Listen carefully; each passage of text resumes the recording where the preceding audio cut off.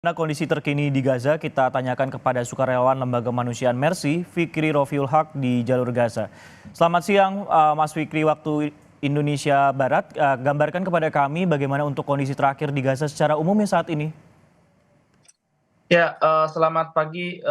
Mas, waktu Gaza dan memang sampai saat ini, serangan-serangan dari, pihak Israel masih terus dilancarkan ya ke seluruh jalur Gaza. Pada umumnya mereka memang, melancarkan ke seluruh jalur Gaza, tapi, saat ini mereka fokus di jalur Gaza Utara dan juga jalur Gaza bagian, selatan. Walaupun memang di jalur Gaza bagian tengah dan juga Siti juga masih, beberapa kali mereka serang dan, saat ini memang korban jiwa yang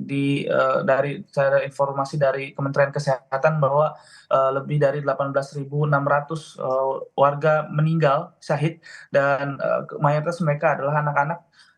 kalau tadi salah, 7.000 sampai 8.000 mereka adalah anak-anak dan juga, 6.000 lebih adalah, wanita dan juga korban luka-luka juga sudah mencapai, 50.400 kurang lebih dan, lagi-lagi, kebanyakan mereka adalah anak dan juga, perempuan dan memang saat ini juga, bukan hanya dari serangan udara saja, bahkan, serangan-serangan darat pun sudah dilancarkan oleh pihak Israel, baik ke, kota Khan Yunis, jalur Gaza bagian selatan maupun di, jalur jalur Gaza bagian, utara dan memang yang sangat miris saat ini, yang ada di jalur Gaza Utara, banyak sekali penangkapan-penangkapan dan, penyiksaan serta, pembunuhan massal,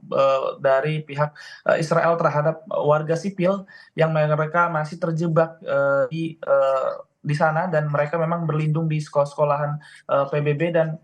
saya juga mendapatkan informasi dari, media lokal bahwa, apa namanya, banyak sekali sekolah-sekolahan PBB yang hancur total, bahkan dindingnya pun sudah, tidak, nampak, bahkan ada satu sekolah yang dibom langsung, secara rata dengan tanah oleh pihak, Israel. Dan memang sampai saat ini juga penangkapan terus masih dilakukan, bahkan tercatat lebih dari 160 wanita, dari wanita hamil, dan menyusui dan serta anak-anak kecil ditangkap oleh, mereka dan lebih dari ratusan, pria yang di atas umur 15 tahun ditangkap oleh pihak, Israel. Untuk di kota Khan Yunis ini sampai saat ini juga masih terus, serangan-serangan darat dilakukan oleh pihak Israel dan masih banyak pertempuran.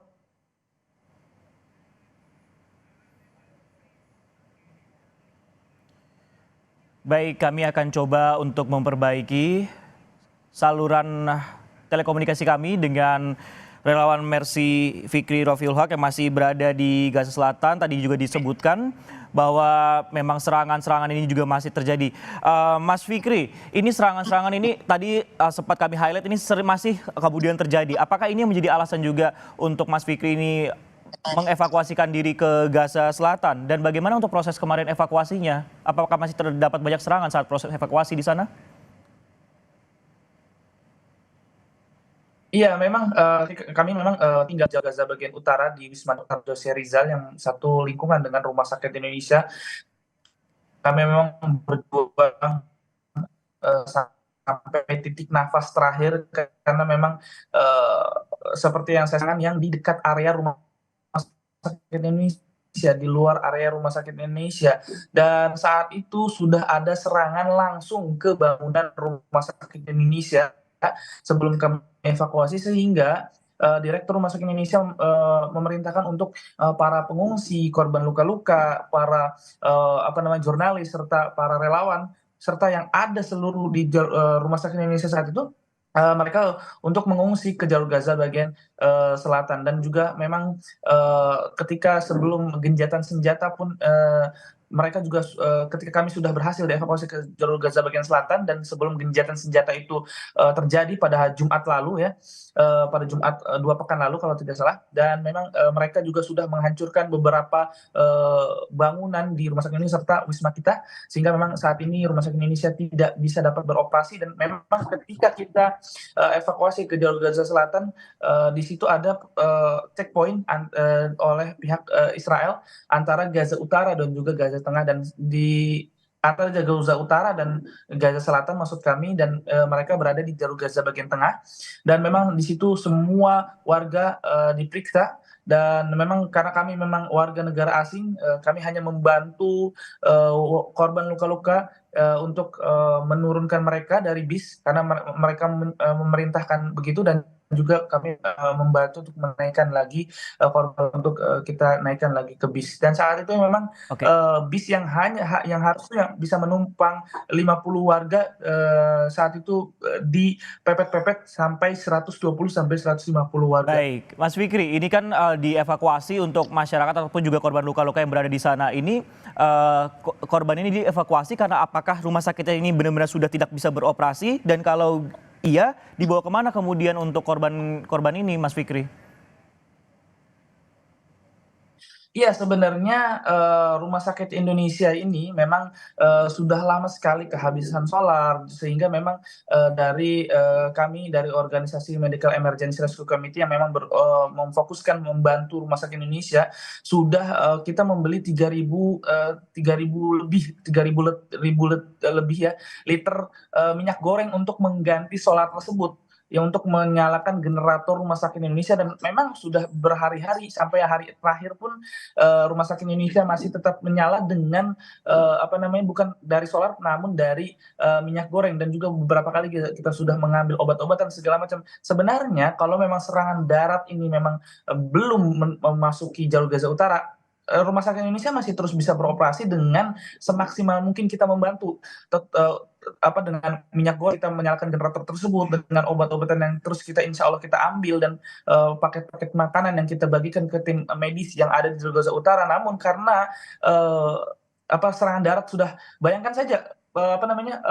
tank-tank ini udah mengitari Rumah Sakit Indonesia yang hanya berjarak 50 meter, dan beberapa kali mereka sudah menyerang bangunan langsung ke Rumah Sakit Indonesia, serta saat itu menewaskan 12 korban meninggal, dan apa namanya, ratusan mereka luka-luka, puluhan mereka luka-luka, sorry, dan juga beberapa kali juga ketika masyarakat keluar dari Rumah Sakit Indonesia itu mereka ditembaki. Artinya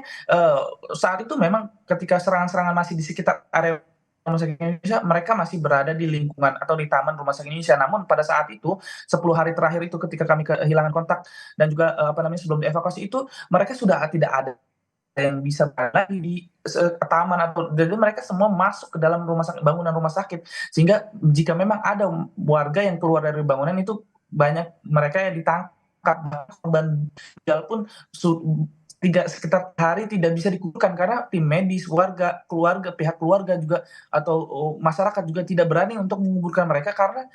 tentara-tentara itu sudah mengelilingi rumah sakit ini, sehingga memang saat itu memutuskan Direktur Rumah Sakit Indonesia untuk mereka dievakuasi ke jalur Gaza bagian selatan. Baik, termasuk juga Mas Fikri sendiri akhirnya juga mengevakuasikan diri ke Gaza bagian selatan. Mas Fikri, ini kini tinggal 2 lagi sukarelawan Mercy yang bertahan di sana setelah kemudian Farid Zansabil ini kembali ke tanah air. Apa sebenarnya yang kemudian membuat Anda untuk memilih bertahan di sana, Mas? Iya, saya memang apa namanya, dari awal bahwa kami akan berjuang sampai titik nafas terakhir seperti yang kita lakukan di Rumah Sakit Indonesia saat itu. Dan yang sangat miris memang saat ini Rumah Sakit Indonesia masih apa namanya, berhenti operasi, sedangkan Rumah Sakit Indonesia perlu ketahui rumah sakit terbesar kedua setelah Rumah Sakit Ashifa ya, yang ada di Jalur Gaza, Jalur Gaza. Dan memang Rumah Sakit Indonesia ini rumah sakit pertama terbesar yang ada di Jalur Gaza Utara, sehingga lebih dari 400.000 masyarakat yang tinggal di Gaza Utara ini mereka difokuskan itu ke Rumah Sakit Indonesia, sehingga saat ini ketika Rumah Sakit Indonesia berhenti total, masyarakat pun hanya bisa pergi ke klinik yang memang kalau saya dapat informasi 4 sampai 5 rumah sakit kecil yang masih beroperasi di Gaza Utara itu pun sudah dibombardir, dan banyak penculikan-penculikan terhadap dokter dan juga direktur rumah sakit Kamal Udwan contohnya sudah ditangkap. Dan memang saat ini kami memang mengedepankan misi, yaitu kemanusiaan, terus membantu semaksimal mungkin sampai titik nafas kami berakhir ya, di jalur Gaza, terutama memang selain kemanusiaan juga kami memang terus akan mengupdate berita terkini dan berita fakta-fakta yang ada, kalaupun fakta, biar agar masyarakat Indonesia ini apa namanya, mendengarkan fakta-fakta yang ada bukan hanya dari media-media barat, karena ketahui memang